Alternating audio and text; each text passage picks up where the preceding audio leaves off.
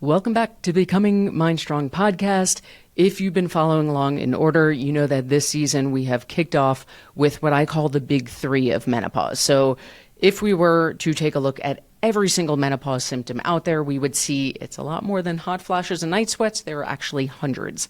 And trying to tackle each one individually would be a lot. We would get overwhelmed. We probably wouldn't stick with it. But when we can tackle what I call the big three, cortisol, inflammation, gut health, when we can get these under control, all those other symptoms that fall under it are going to also get in control, and all of these big three bleed into each other. So it is the quickest, most efficient way to tackle these menopause symptoms. And if you hung out here before, you know I am all about efficiency, which is why I love this conversation.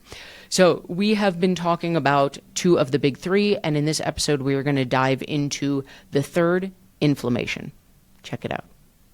So we're going to break this conversation into a couple parts. Number one, we're going to talk about what's actually happening in my body. Why is inflammation such a big deal in menopause? And then, of course, we'll talk about those action steps to get it under control. Now, if you've been paying attention so far this season, there is a theme, right? Biologically, as we enter menopause, our estrogen starts to naturally drop. We've learned that that drop in estrogen raises our cortisol and it impacts our gut health. Not going to be a surprise for you then to learn that as estrogen drops, one of estrogen's other main roles in the body is to help reduce inflammation. So as our estrogen drops, much like cortisol, our inflammation naturally rises.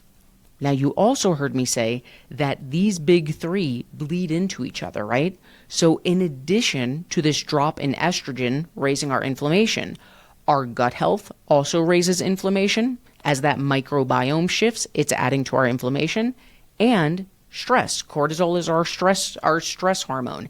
As our stress increases, that also leads to inflammation. So it goes without saying, inflammation is a big one. As we get those under control, inflammation will die down. As we get inflammation under control, we can help control the other ones, right? It's a two-way street. So that's why inflammation is such a buzzword. How do we know if we've got inflammation going on in our body? One of the biggest ones that I see time and again is joint pain, right? We hear from people, I've always had low grade and suddenly it's flared up. For some people, it's like, whose body is this? Where is this joint pain coming from? 99.9% of the time, we can say glaring neon light. That's an inflammation level of issue coming up. Brain fog is another one we see time and again. We talked about that a little bit with gut health as well. Dry skin, like all of a sudden your skin just feels itchy and dry. And then, of course, weight gain. There are way more symptoms than that. Those are kind of the heavy hitters that we see, that when we do our symptom checklist, we know, okay, this is an inflammation issue going on. Let's get our hands in the dirt and start tackling that. So we're going to talk about again, there's a lot of threes in this series, the three tips to start getting inflammation in check quickly and efficiently.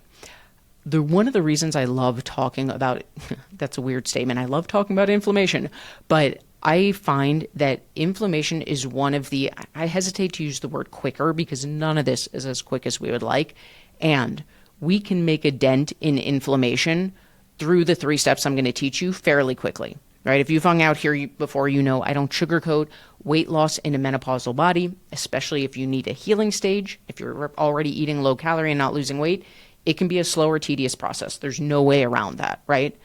Inflammation, we can start to get under control quite a bit faster than some other menopause-related symptoms. So I like talking about this because as someone who likes getting to work and doing things efficiently, this is a topic where we can do just that. So 3 tips to reducing inflammation. First 2 are kind of quick and dirty, and then the third one we're going to have a more in-depth conversation about. Number 1, adding in omega-3 fatty acids. So these are food choices that you're going to slowly add into your day. Again, if you've hung out here, you know that we teach macros. It's like having your own budget each day. So how much of these should I eat? Well, it depends on where your macros are set, right? For the purposes of this conversation, what we need to understand is this is not just fish. A lot of times people hear omega-3s and they're like, oh, but I'm vegetarian. Oh, but I'm vegan. This is not just fish. It is true that foods like salmon, foods like sardines, they are great for omega-3s. And if you're a vegetarian or vegan and you don't eat those things, you can also introduce flax seeds, chia seeds, hemp seeds, all the seeds are also great sources. So start spending, quote unquote, some of your fat on omega-3s. It's going to help with this inflammation. Thing number 2, adding in antioxidant-rich foods. So I'm going to give you some examples, but again, a lot of the things under the category, a lot of the foods under the category of antioxidant-rich foods, they tend to be a carb source. So how much do I need? Well, let's look at your carb budget, quote unquote, and see where we can fit in. These are foods like berries, a lot of berries, blackberries, blueberries, raspberries. It's like a Forrest Gump here, fried shrimp. A lot of berries are powerhouses at antioxidant-rich foods. So spending some of your carbs on berries, fantastic way to get some of those antioxidants in. Kale, spinach, broccoli, cauliflower, these are all powerhouses. Kind of the fun ones, quote unquote fun, spices. Spices like turmeric and ginger, these are fantastic for anti-inflammatory. So if you think about that, we can look at what's in our antioxidant. We can look at what's in the foods we're eating.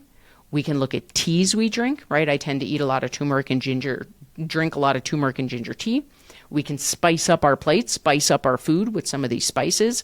It's not just the foods you eat. You can also, I don't know if garnish is the right word there, but add to, spice up using things like turmeric and ginger as well.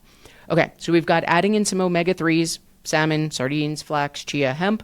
We've got antioxidant-rich foods, berries, leafy greens, veggies, certain spices like turmeric and ginger.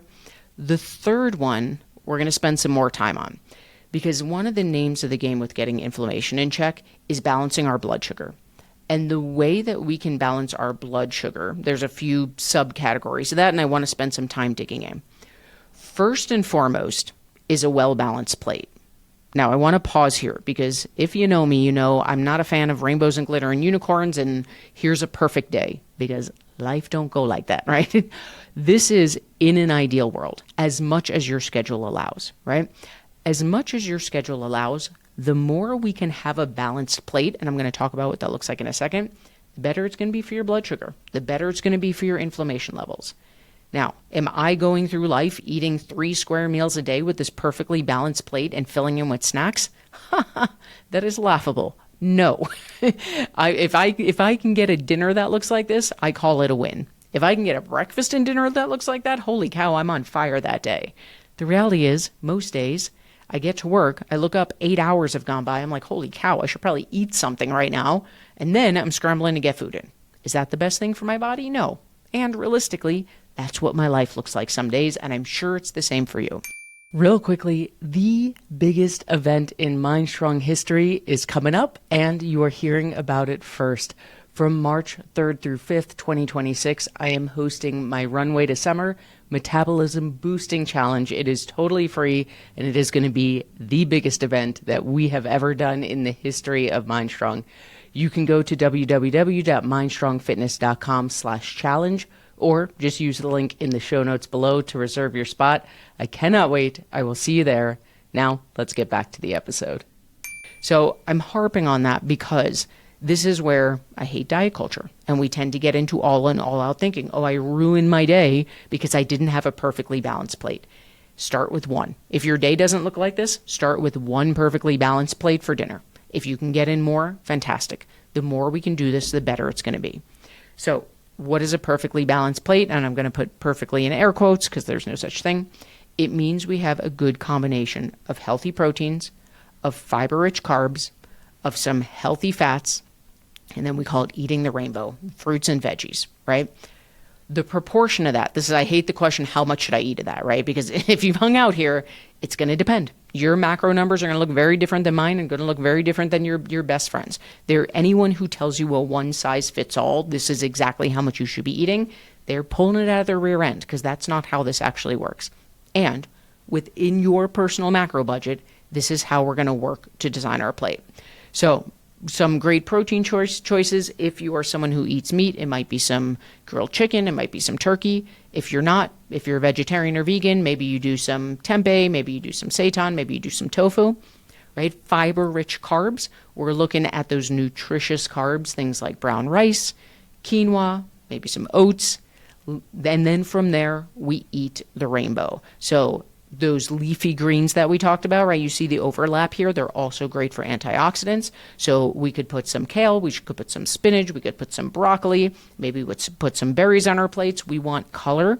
And bonus, not only are we getting those extra fiber-rich carbs, not only are we eating the rainbow, they're also great antioxidant sources. Win-win. Okay? So under the category of balancing blood sugar, having a well-balanced plate as much as possible is one of the absolute keys. I'm going to add 2 other points under the category of balancing our blood sugar.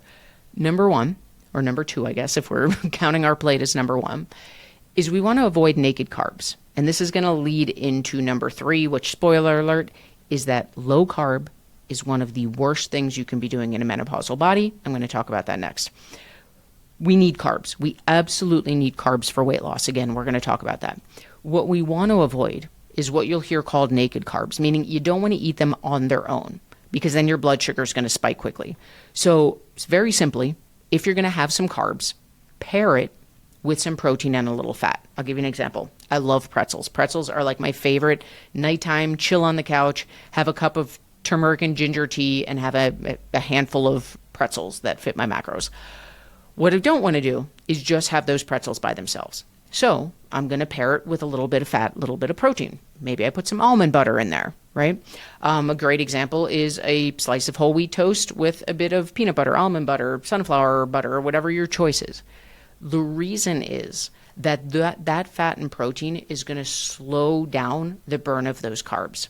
I have a much earlier podcast episode about what to eat before and after you work out, and we talk about carbs are great slow burning energy. That's why they're great workout fuel. What we want to do by adding in those carbs and fat is to slow the process down even more so that our blood sugar doesn't spike. Okay. So have your carbs. We're going to talk more about that right now, and pair it or have some protein and fat in your belly first before you dive into those carbs. Last point on this when it comes to the topic of blood sugar. Low carb, no carb is one of the worst things you can do in a menopausal body. If you've been to my workshop, you hear me say this, and I preach it from the rooftops all the time. I'm not saying she's not out there. Somewhere in the world, maybe there's a person who defies the odds. I personally, having been in this industry for over a decade, worked with over 3,000 women, I have never personally met a menopausal woman who is successfully losing weight without carbs, right? We are not living in the same body of our 20s and 30s. So when women come to me and say, yeah, but in my 20s and my 30s, my kind of cheeky answer is, how's that working out for you now, right? We need to be thinking about blood sugar control, which takes those nutritious fiber-rich carbs. We need to be thinking about cortisol control. Carbs are our body's natural energy source. If we're not giving our body carbs, our cortisol is skyrocketing. Making sure you have some healthy, nutritious, fiber-rich carbs on your plate is absolutely key. And if we're having them as a snack, we're just going to pair them with some fat and protein so that we're not spiking our blood sugar. We're avoiding those naked carbs. So let's zoom out and just kind of bullet point here because we covered a lot. And I know that on the topic of symptoms, it can feel very overwhelming. My goal is to make this very straightforward. Here's some simple steps we can take to start lowering inflammation. It's natural, right? We talked about as estrogen drops, inflammation naturally rises, gut health, stress, all of it play in, which means as we tackle all of these, they're all going to get better. That's the beautiful part. We don't have to address 150 symptoms. As we tackle the big 3, they're all going to fall into place. When it comes to inflammation, we can look at omega-3s, right? Foods like salmon, sardines, flax, chia, hemp seeds. We can look at adding in those antioxidant-rich foods, berries, leafy greens, veggies, some seasonings. And the big one is balancing our blood sugar, which means as much as our schedule allows, having a well-balanced plate of nutritious protein, fiber-rich carbs, some healthy fats in there, things like avocado, olive oil, and then eating the rainbow, filling in with those fruits and veggies. That bonus are also going to be antioxidant. As I said in the beginning, what I love about tackling inflammation is that we can feel it. I'm going to say the fastest. That's not the same for everyone, but as inflammation starts to go down in your body, obviously inflammation is not fat. And if you're inflamed, your clothes feel tighter. So as we start to tackle inflammation, it's like, oh, these jeans actually fit again. Maybe that wasn't fat. Maybe that was inflammation in my body, and that can happen faster than weight loss tends to in menopause, which if you love efficiency like me, you'll dive in with inflammation. All right. I hope this helped. This kind of summarizes the big three: cortisol, gut health, inflammation. As we go about the season, we're going to dive more and more into tips and tricks that help to get these symptoms under control in our menopausal body.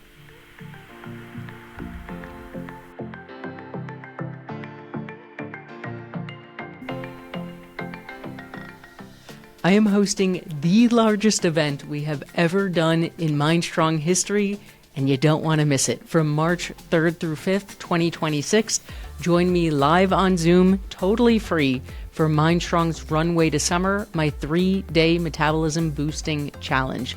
To join and for more details, go to www.mindstrongfitness.com/challenge or just use the link in the show notes below.